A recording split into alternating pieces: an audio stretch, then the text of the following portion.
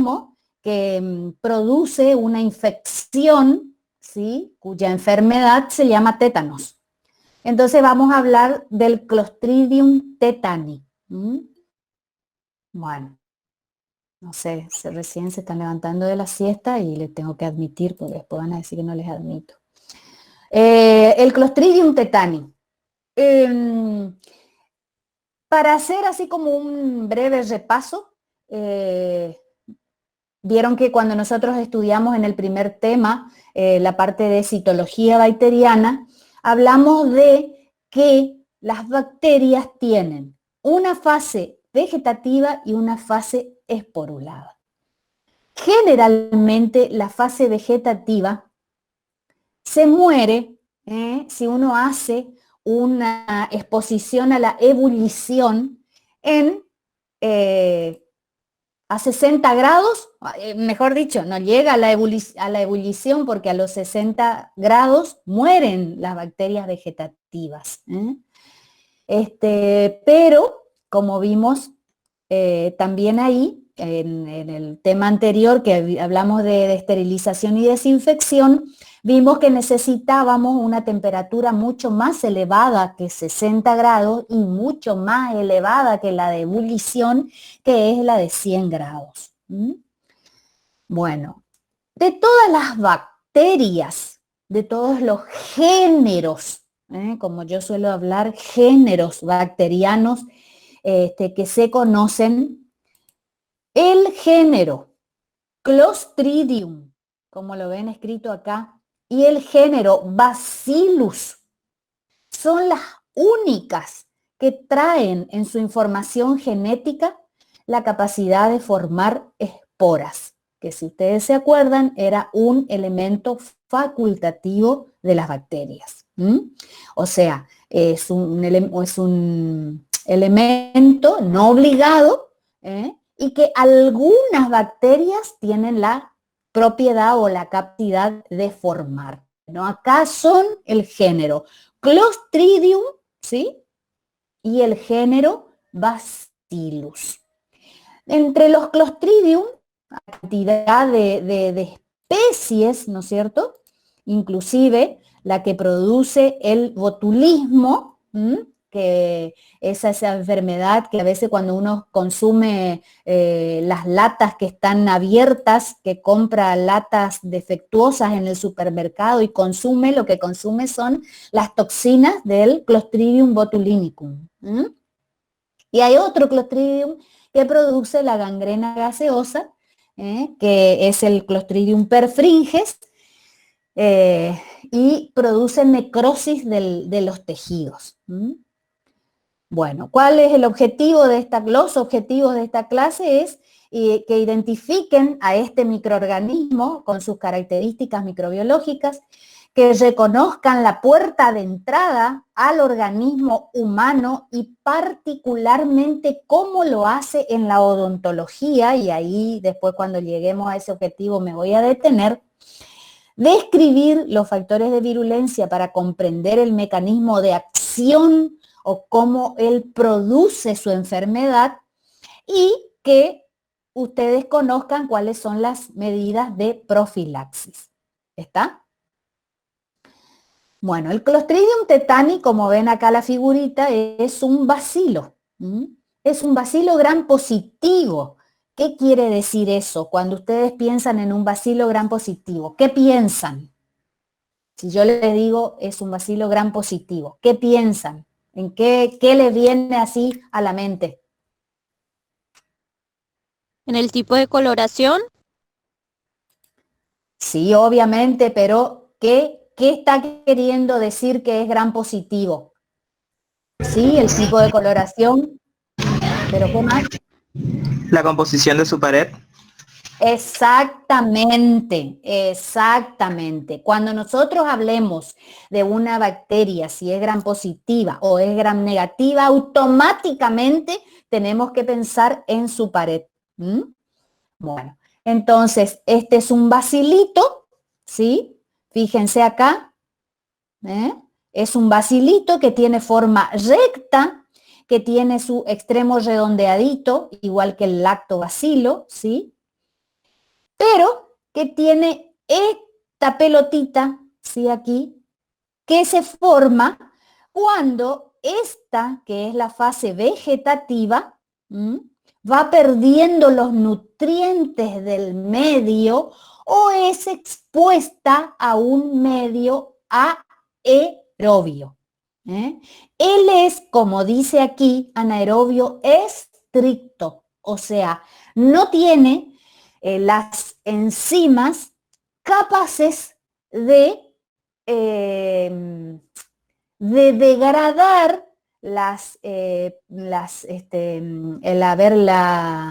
el agua oxigenada o el peróxido de hidrógeno que se genera en el medio ambiente. Esas enzimas son las citocromoxidasas, las peroxidasas, son todas enzimas respiratorias. Entonces, estos bichitos, estos microorganismos, no tienen esas enzimas. Por eso no soportan el oxígeno, la presencia de oxígeno. Bueno, como dice acá, producen esporas terminales, entonces cuando está produciendo su esporita terminal, él se parece a un palillo de tambor. Yo no sé si ustedes llegan a ver acá donde yo les pongo la flechita, ahí hay un bacilito que en la puntita, vista al microscopio, está empezando como un espaciecito blanco que después se agranda y toma esta forma. Cuando la bacteria vegetativa muere, libera esta pelotita que es el esporo. ¿Sí? ¿Se entiende? Bueno, ¿cuándo sucede que la bacteria comienza a formar su esporo? Cuando se le terminan los nutrientes en el medio donde está o cuando se expone, por ejemplo, al oxígeno, como yo les dije recién. O cuando se expone a un medio que no es agradable para la bacteria en forma vegetativa, entonces activa los genes de la formación de esporos, ¿sí? Esas circunstancias que se acuerdan cuando nosotros veíamos biopelícula, que hablábamos de las situaciones de estrés, bueno, esa situación de estrés es la que aparece para que este microorganismo active sus genes que forman los esporos y comiencen a producir la esporulación. No poseen cápsula, ¿sí? Como otras especies, y son móviles, ¿sí? Tienen ellos las fimbrias, ¿vieron las fimbrias que estudiábamos cuando hablábamos de los facultativos? Bueno, ellos tienen todo fimbria alrededor, o sea, son bacterias peritriquias, ¿sí? Muy bien. Y obviamente es un patógeno humano. ¿Por qué? Porque produce una infección o una enfermedad infecciosa que es el tétanos. ¿Qué saben del tétanos? A ver quién me dice algo.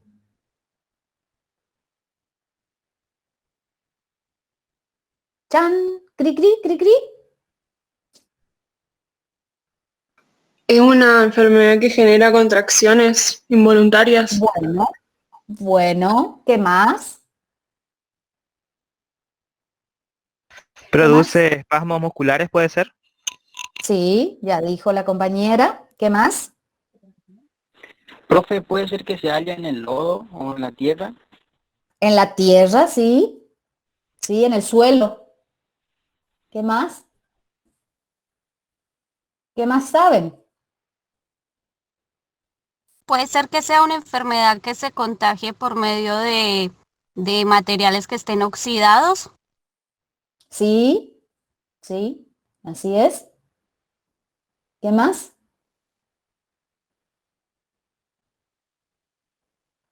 Puede ser que ataque el sistema nervioso central. Y sí, afecta al sistema nervioso central, exactamente. Por eso los espasmos musculares. Bueno, para que vean que no saben, casi nada del tétanos. Entonces vamos a aprender. Bueno, como les dije yo, la fase vegetativa, ¿sí? Esta, comienza a formar el esporo dentro, ¿sí? de la fase vegetativa, y cuando ésta se muere, libera su esporo. ¿Mm? Como dijimos recién, el hábitat del Clostridium tetani es el medio ambiente, particularmente en el suelo, ¿sí? En el suelo. En las plantas, dicen que las espinas de la rosa son sumamente tetanígenas. ¿Por qué? Porque los esporos viven entre comillas, ¿sí? Porque ya sabemos nosotros que el esporo no es una bacteria viviente o activa, está inactiva.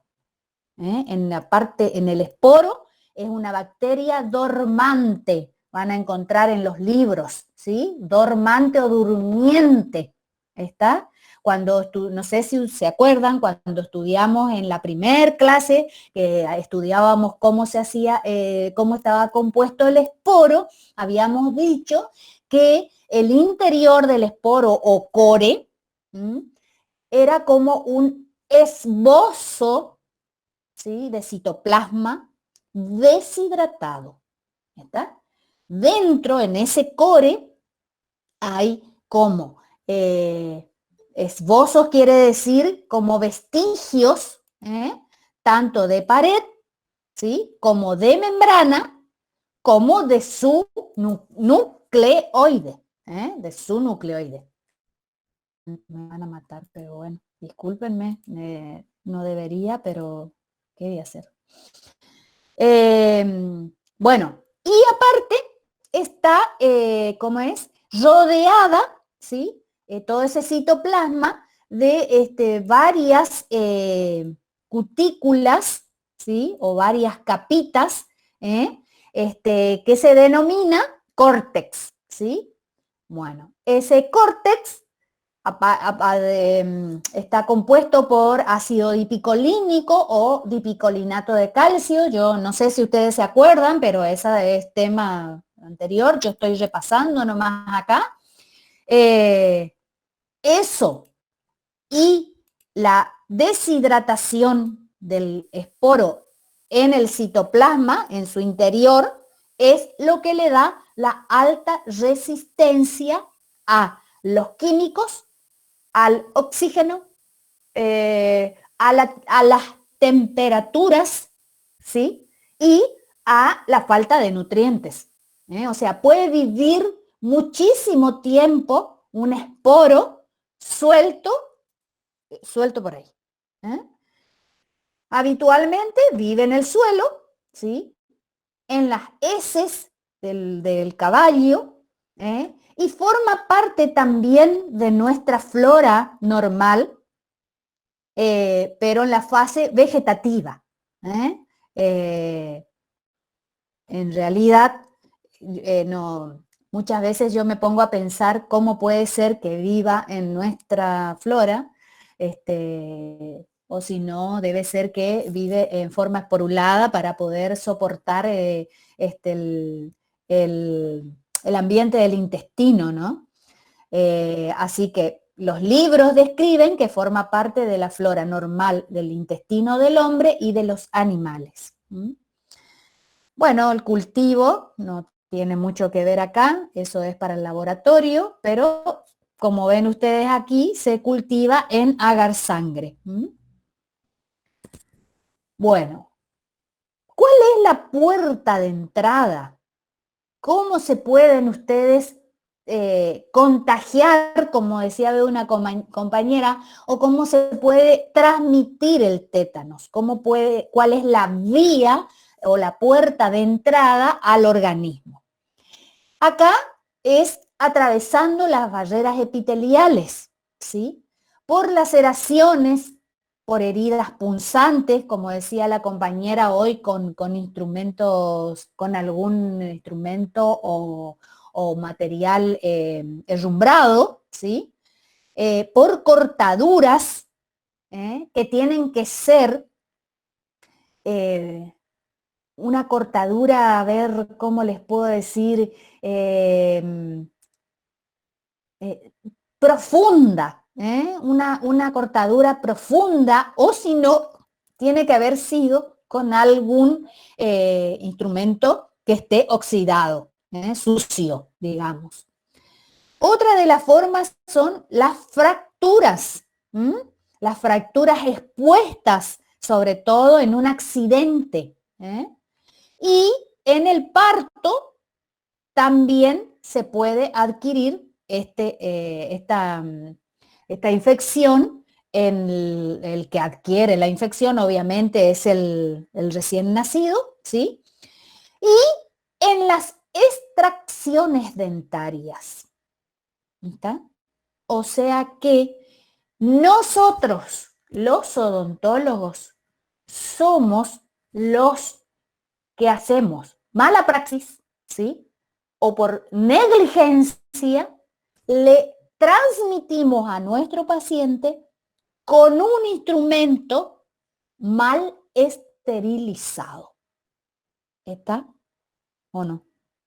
¿Se entendió? Sí, profe, se entendió. Bueno. Como dice acá, es una bacteria oportunista, no es invasiva, porque no tiene enzimas que vayan degradando el tejido para producir la infección. Ella penetra justamente por las heridas, ¿sí? Y en esos tejidos desvitalizados forma las esporas. Lo que faltó acá, por ejemplo, es la mordedura de un animal, del perro. ¿Está? ¿Vieron que cuando les muerde un perro, automáticamente dicen, ay, tiene la antitetánica cuando se van a curar? Bueno, ¿por qué? Porque el canino del perro es, bueno, convengamos que toda la boca del perro siempre anda humeando en el suelo, por eso es que a él se le pegan en los dientes los esporos. Entonces, cuando muerde y deja la herida profunda del diente, es una herida que es profunda y anfractuosa. Quiere decir que no es así una herida lisita que se produce, sino que tiene como recovecos en su camino. Bueno, entonces, el tétanos tarda varios días o semanas, también describe la literatura, en producir la enfermedad. ¿Por qué? Porque cuando ustedes o el perro les muerde, no trae solo esporos tetánicos, la flora anexa que queda también en la herida e infecta también la herida. Pero esos microorganismos la mayoría de las veces son aerobios o anaerobios facultativos. O sea, ¿qué sucede? En la herida tiene que haber una multiplicación de estos microorganismos y que preparan el medio anaerobio estricto para que germine la espora.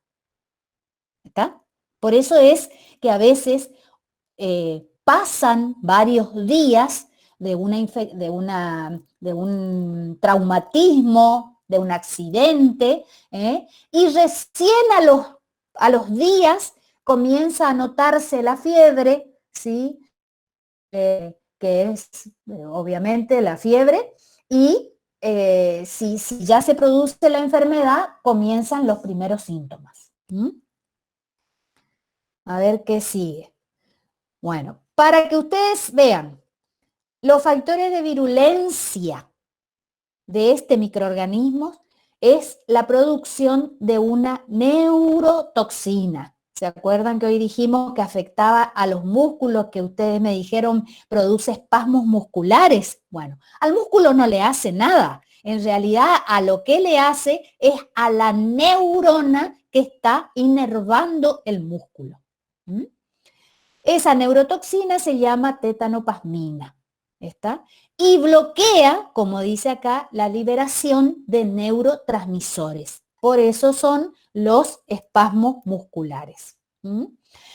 El otro factor de virulencia es la capacidad de producir una espora, que en este caso es terminal. Terminal se dice porque está en un extremo del bacilito. Hay otros bacilos que producen un esporo en el centro o entre el centro y la parte terminal y se llama subterminal. Y también produce una toxina que es una hemolicina, que lisa o produce la lisis de los glóbulos rojos. ¿Mm? Esos son los factores de virulencia.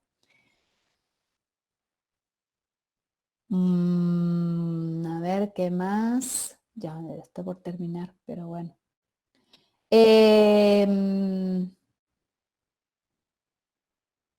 Bueno, la enfermedad, yo no le suelo preguntar mucho sobre la sintomatología clínica de la enfermedad, pero para que ustedes tengan idea de lo que produce, el tétanos puede ser generalizado, como dice acá, y van a encontrar en los libros, o localizado también, o neonatal también describen algunos libros.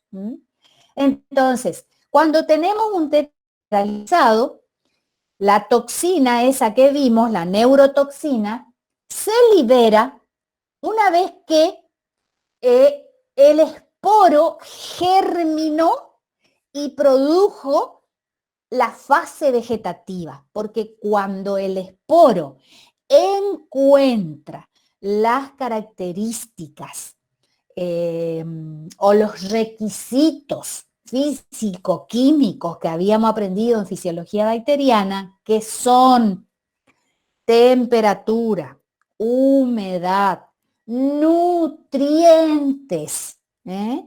atmósfera adecuada. ¿Saben lo que es la atmósfera adecuada, no? Los gases que hay en el lugar a donde está por vivir el microorganismo. Bueno, cuando el esporo encuentra todas estas características, él se deshace de su cubierta o córtex. ¿Está?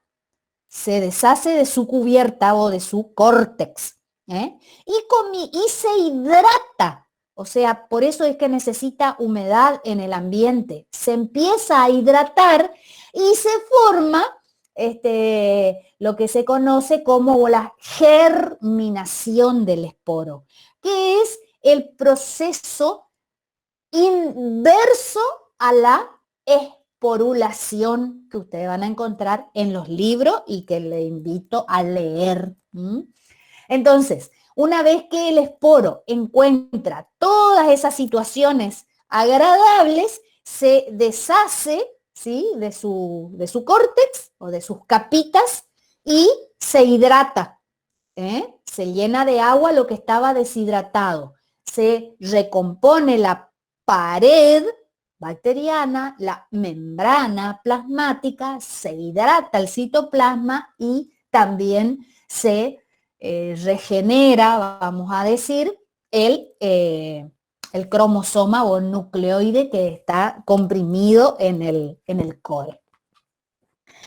Una vez que pasó a la fase vegetativa, o sea, a la fasecita de bacilo, abandonó ya su estado esporal, comienza él a producir sus toxinas, ¿sí? Y en este caso es la neurotoxina que habíamos visto, o la tetanopasmina. Bueno, esa se libera cuando la fase vegetativa se muere. Muere la fase vegetativa, pero deja libre su enzima, su toxina, su toxina. Esa toxina, como dice acá, viaja por vía sanguínea, hasta llegar al sistema nervioso central, ¿sí? Y se une a los transmisores, neurotransmisores, que son los encargados de la inhibición de la contractura muscular, lo que hace que se produzcan las contracturas musculares en forma constante. Quiere decir que las neuronas en su axón, justamente tienen un receptor que es justamente, está preparado para que esta toxina se adhiera a ese receptor e ingrese al axón y de esa forma produzca las alteraciones en la neurona. Por lo tanto, no se puede transmitir el impulso nervioso en forma normal.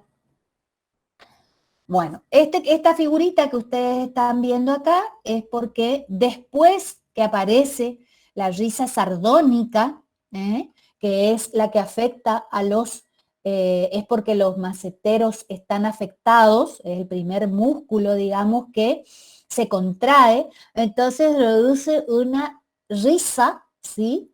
Que no se suelta, obviamente, y a eso le conocemos como la risa sardónica. Después que la toxina se comienza a dispersar por todos lados, produce esta contractura de los músculos de la espalda, ¿sí? Que se conoce como opistótono. Opistótono. No sé si está escrito acá. Bueno,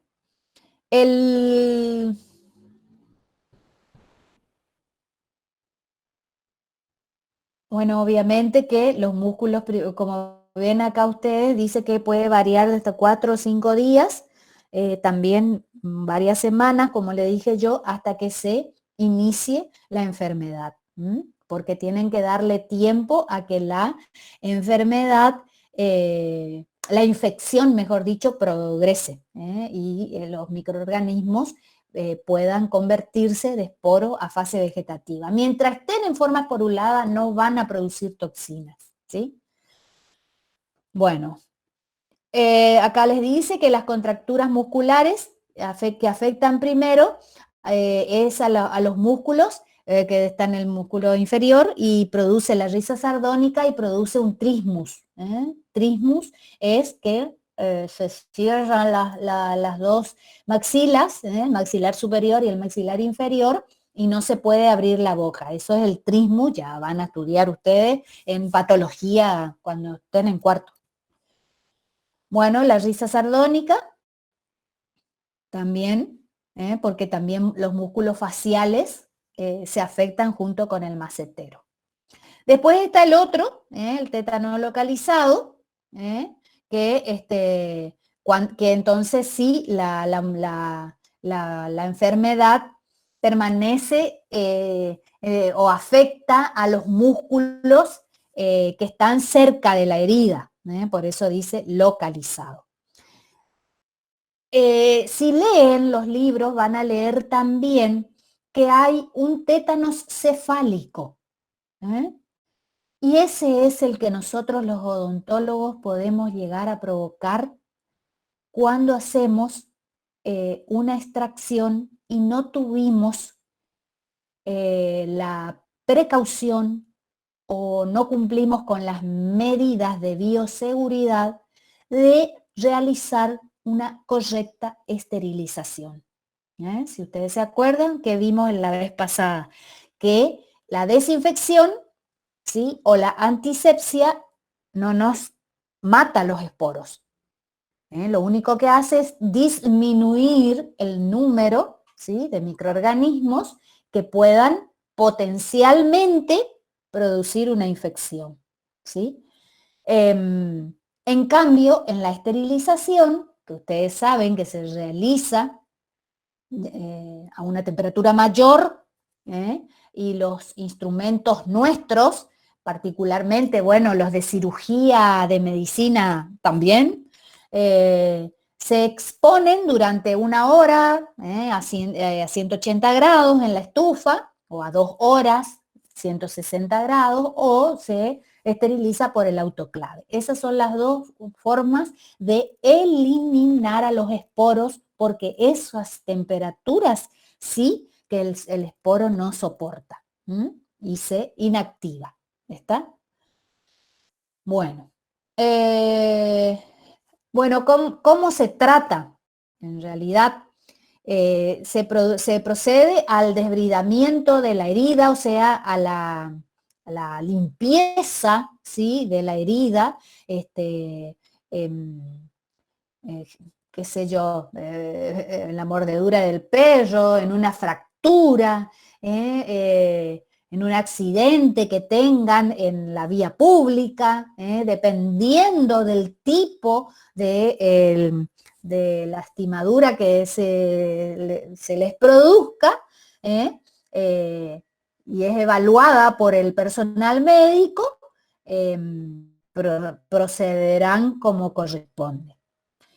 Generalmente se suele indicar como antibióticos el metronidazol o penicilina G intramuscular, que es la que elimina a la fase vegetativa del Clostridium, no a los esporos. Acuérdense, siempre que los esporos están deshidratados y cualquiera de estos agentes no le hace nada. Tiene que germinar para adoptar la fase vegetativa y ahí sí llegan todos los efectos que conocemos y el antibiótico también. La otra cosa que se hace, ¿sí?, es la sueroterapia y la vacuna antitetánica. ¿Escucharon ahora que el COVID se trata con sueroterapia? ¿Escucharon o no? No, profe, yo la verdad que no escuché. ¿Qué tipo de noticias escuchan ustedes? Sinceramente yo no miro noticias. Ah, mal hecho, mal hecho. Sobre todo cuando estamos en una pandemia, ¿sí? ¿Está? Entonces, y es una infección que eventualmente podría ser grave. A ustedes no les preocupa, y por suerte, ¿sí?, a los jóvenes, si no tienen otra enfermedad, no le pasa nada. Pero sí le podría pasar a sus abuelos o a los padres si tienen otra enfermedad, que si escuchan las noticias le van a escuchar a los infectólogos hablando de las comorbilidades. Sí, por acá me estaban diciendo plasma.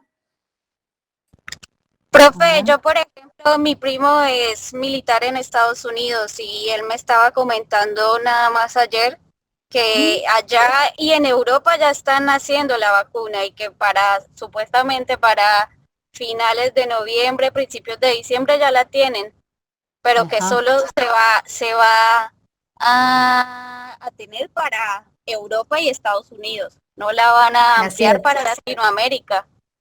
Porque no tenemos plata. Exacto. Y claro, Estados Unidos ya pagó 300 millones de dólares para que le produzcan vacuna para ellos. Y el Reino Unido, en la Universidad de Oxford, ¿sí?, que esto para este chico que nos escucha las noticias, ahí es donde se estaba haciendo la vacuna y ahora ya está en etapa de prueba, ¿sí?, en el Reino Unido y en Brasil. Etapa de prueba, les estoy diciendo, a ver si funciona o no. Si funciona, yo creo que nosotros somos el último orejón del tarro, porque creo que no vamos a tener plata para comprar la vacuna, salvo que nos las regalen, ¿sí? O dejen de pagar subsidios y yo qué sé, en todo lo que se malgasta el dinero. Justamente por eso no miro las noticias. Ajá, sí, mi hijo Porque me cada vez que me recomienda lo mismo. conecto, cada vez que miro, subsidio, subsidio, subsidio nomás. Así es, Yo bueno. no sé si son buenas o malas noticias, pero... Y no, en realidad no sé, bueno, yo no quiero entrar en política, pero y entiendo a la gente que realmente necesita, que trabaja todo el año, hace muchos años, y hoy esto les está impidiendo obtener su dinero, para no vivir del Estado. Pero bueno, así son las cosas. Nuestra Argentina pobre es muy apaleada, sea por un gobierno o por otro. En realidad son tristes esas noticias, pero por ejemplo, las noticias respecto de estas infecciones y cómo van progresando en el mundo, porque al fin y al cabo, no sé si ustedes leyeron la diferencia entre epidemia y pandemia. La epidemia es cuando ataca en un solo lugar, en un solo país, y pandemia cuando están las infecciones se expanden por todos los países del mundo, que es lo que está sucediendo ahora, ¿no es cierto? Bueno, justamente ese tratamiento que hoy están utilizando en los pacientes que están en el estado moderado, para que no pasen al grave, se le hace esto que estamos viendo acá, que es una sueroterapia, ¿sí? O sea, de un paciente que se recuperó, o sea, es convaleciente, se controlan los títulos de anticuerpos que pudieron formar durante la enfermedad, y si tienen una cantidad adecuada de títulos, se les extrae la sangre, y en realidad plasma, ¿sí? Porque no es sangre entera, por lo que estuve escuchando, se les extrae solo plasma y se les devuelve toda la parte corpuscular de la sangre al paciente. Bueno, esos anticuerpos van, ahí está la doctora, ¿ves? Ella sabe todo. Esa palabra era, yo no sabía si era aféresis o eféresis. Eso que se extrae y que, me encanta, dice. Eso esa extracción de sangre que hace, por ejemplo, la doctora Britos, que trabaja en el banco de sangre, no es una sangre completa, sino que los aparatos en donde se produce la extracción van haciendo como una separación del plasma y sacan el plasma para después purificar y sacar los anticuerpos, pero le devuelve al paciente toda la parte corpuscular de la sangre. Entonces puede donar más veces que si donara su sangre completa. Bueno, volvamos al tétano, digamos. Ya vamos a ver, ya le vamos a destripar bien al COVID cuando entremos en virología, Vayan sabiendo ya, que yo voy a preguntar un montón de COVID. Va a ser no está en nuestro programa COVID, ¿sí? Están los virus que se adquieren en la profesión odontológica, pero dado las circunstancias y que pareciera que vamos a vivir mucho tiempo con este virus, vamos a aprender, vamos a dar una clase para hablar de este nuevo virus. Bueno, si volvemos al parcial. ¿Cómo? ¿Va a entrar en el parcial el COVID o no? Y voy a ver los temas que demos para el tercer parcial. Ah, bueno. Y sí. Bueno, si volvemos al tétano, entonces, cuando nosotros desarrollamos la enfermedad, mejor dicho, cuando nosotros tenemos una de estas heridas, ¿cómo sería la palabra? Sospechosa de que esté infectada con esporos de tétanos, el médico indica, ¿no es cierto?, la sueroterapia, o sea, la administración de gamma globulina tetánica, ¿sí? Si ustedes no están vacunados, o sea, si no se pusieron la vacuna antitetánica o se pusieron alguna vez en la vida, pero no se acuerdan cuándo se pusieron o su mamá nunca les contó, el médico al hacerle esa pregunta les indica la gamma globulinoterapia, o sea, la gamma globulina antitetánica y la colocación de la vacuna antitetánica para que ustedes desarrollen la inmunidad activa contra tétanos. Otro tema de la próxima clase. La próxima clase vamos a empezar con inmunidad. Así que, bueno, vayan sabiendo que van a ir aprendiendo temas grosos. Bueno, entonces, la sueroterapia en este caso, o el tratamiento con la gamma-globulina tetánica, se llama de inmunidad pasiva. A diferencia de que cuando ustedes se colocan la vacuna, se llama inmunidad activa. Vayan sabiendo ya. Lo que les aconsejo es, vieron que hay en la página, en el aula, un tema que no me acuerdo qué número es, me parece que es el 3, a donde dice Clostridium tetani. ¿Sí? Hay un tema que se llama Clostridium tetani.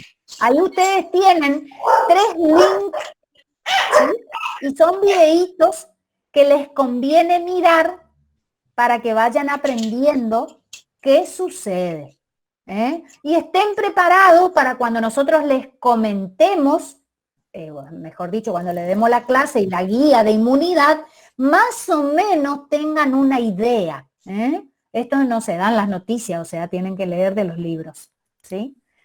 Bueno, está entonces que cuando ustedes tienen una herida sospechosa, el médico, no el odontólogo, les va a indicar el tratamiento con gamma-globulinas tetánicas y la vacuna antitetánica. Lo que yo les decía hoy acerca de porque cuando nosotros le preguntamos qué infecciones se pueden adquirir en la profesión odontológica, ustedes citan el tétanos.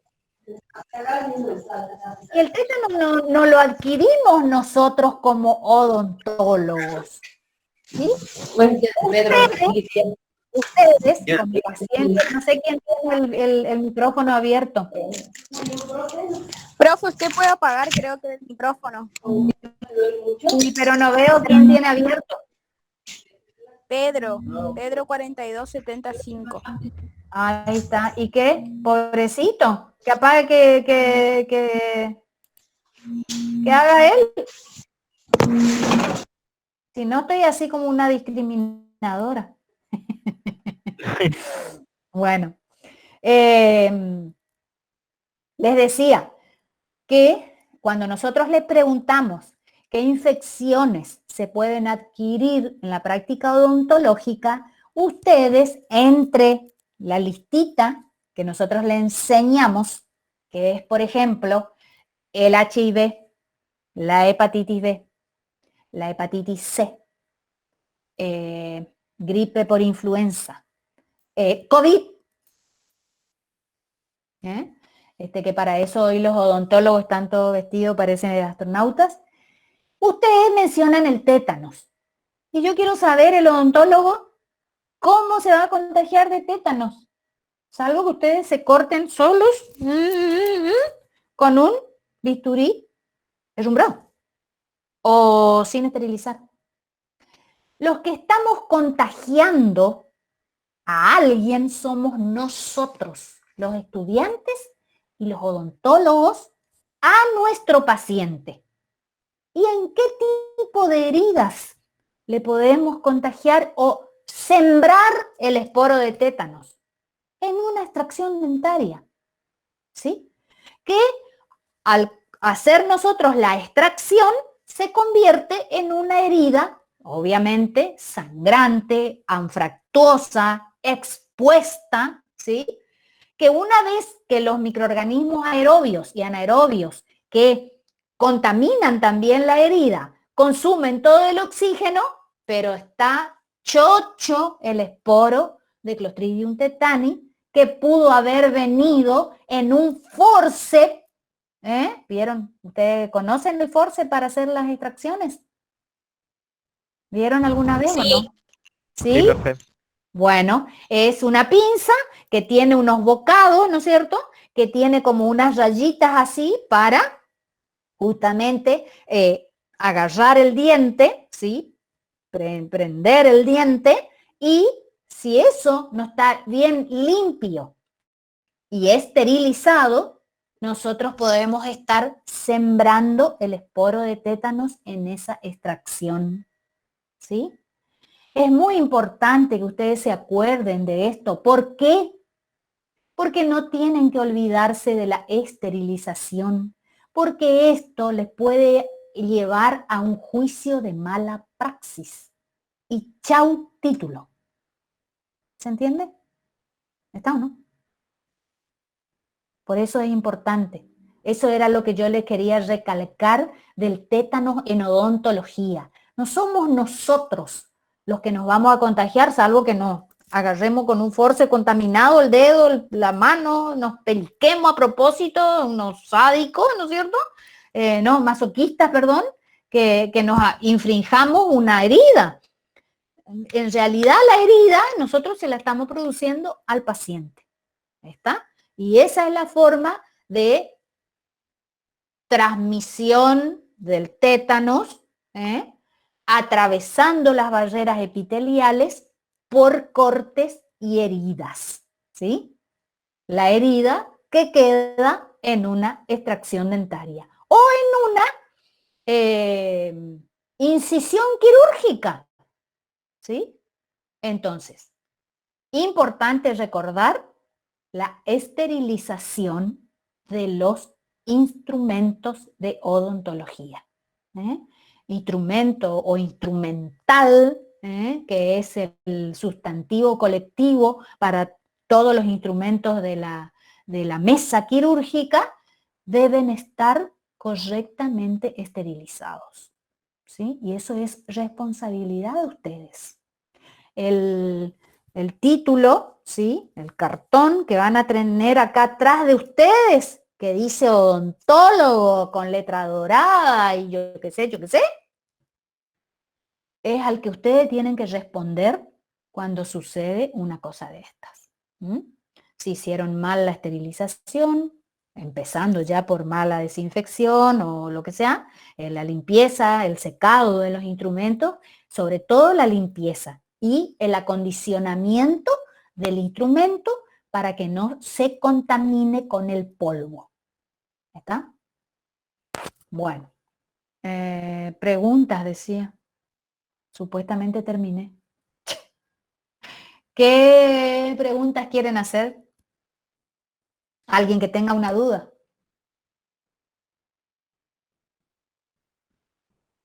¿No? ¿Ninguna duda? Repasen, ¿sí? Yo no me acuerdo, está en la guía también este tema, ¿sí? Hay una partecita que en la guía yo les digo que estudien la parte, las características microbiológicas, los factores de virulencia del Clostridium, su importancia en odontología. Bueno, ahí tienen para responder la pregunta, ¿está? Que siempre responden mal, por eso yo insisto en la clase, ¿sí? Cuando uno le pregunta, dicen que sí, que los odontólogos pueden adquirir tétanos por los cortes y heridas. Por eso le dije, salvo que ustedes se infrinjan la herida, ¿sí? Con un instrumento de odontología. Pero si no, no. Nosotros le transmitimos a través de nuestro instrumento contaminado a los pacientes, que están sanos, ¿sí? Porque ellos no vinieron por una infección de tétanos. Se la colocamos nosotros por ser negligentes. Eso es negligencia. Sabemos que nuestro material está mal esterilizado y lo mismo procedemos a la utilización del mismo. ¿Y saben cuál es el error de ustedes? Que cuando se les cae un instrumento en el suelo, lo alzan y lo siguen usando. Yo he visto con mis propios ojos. ¿Está? Entonces, cuando eso les suceda, ¿sí? Aparten ese instrumento y no lo utilicen, ¿sí? porque es un riesgo potencial de infección y que le puede costar el título. ¿Alguna pregunta? ¿Se entendió No, todo? sí, profe, se entendió bien. Ah, bueno. Creí que no entendieron. ¿Y los otros chicos? Sí, profe, se entendió todo. ¿Cristian? Bueno, me alegro. ¿Quién más? González Morínigo, te estoy viendo. Profe, tenemos que rendir mañana todavía y pasado Ah, también. bueno. ¿Qué Por eso, tienen? ¿Qué tiene para rendir? preventiva y morfo. Ah, les deseo suerte porque yo hice 10 preguntas. Ah, no. Ah, bueno, de norma de bioseguridad, obviamente. ¿Está? De lo que di el otro día. Así que, a ver cuánto estamos en acá, 99. Fíjense que 300 alumnos no escucharon esto. ¿Está? Tampoco es mi responsabilidad después si no saben. Yo les enseñé. Entonces, el que no vino a la clase o que no quiso perder una hora por estudiar, y bueno, sorry. Bueno, entonces si no hay preguntas, ¿quieren hacer alguna pregunta para mañana? ¿Saben? Sí, ¿nos recomienda algún tema en especial, profe? Que repasemos bien.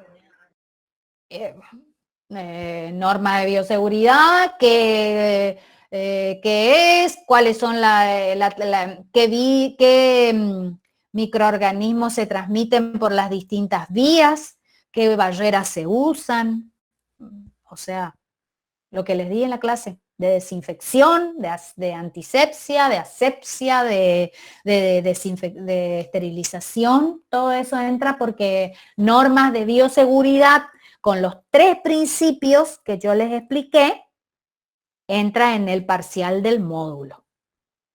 ¿Ah? Bueno, estamos entonces. Paniagua recién se quiere unir, no sé por qué. Pero bueno, estamos. El próximo lunes es muy probable que empecemos con inmunidad, ¿sí? Vayan terminando sus guías y les entregan a sus profesoras. ¿Está?